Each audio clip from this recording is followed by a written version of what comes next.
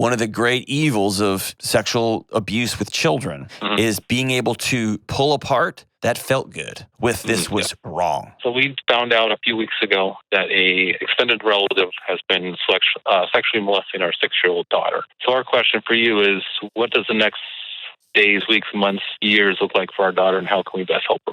Oh, man. So, this is every parent's worst nightmare, right? Know that I love you and I'm sorry this happened.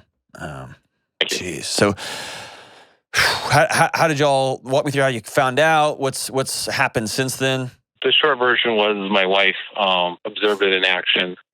We found out it's been going on for several months, involved the authorities at that point, and then... Good for you. Thank you. Good for you, man. So, wow.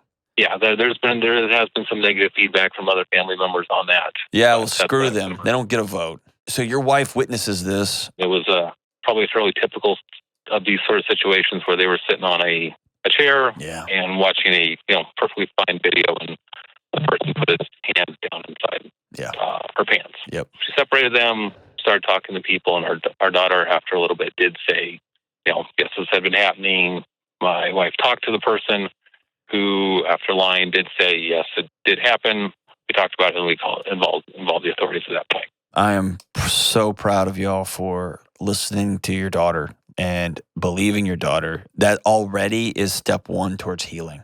One of the great evils of sexual abuse with children is being able to pull apart that felt good with this was wrong. The first time I heard an 8-year-old explain to me how she liked what was happening, that was one of the only times I've ever felt close to physically vomiting in a conversation with a kid. It's brutal, okay? And so, yes, there's going to be this weird, hey, can I go back and see, because I don't fully grasp the depth of what has happened to me. Conversations will come up over time. And this is not for fixing your kid.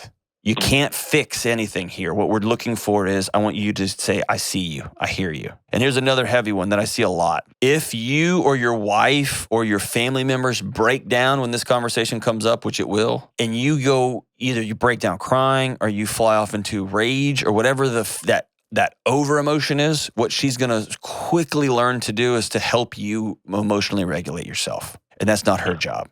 Your daughter over time with a therapist here's what she's going to relearn. What good touch is, what safety feels like, that a despicable, evil thing happened to her, but she's not despicable or evil, that somebody committed a great, shameful, evil act against her, but she's not shameful. Her body's not shameful. What I'll tell you is, on the back end of the process, the healing rate is really extraordinary. It's unbelievable if you get with the right person.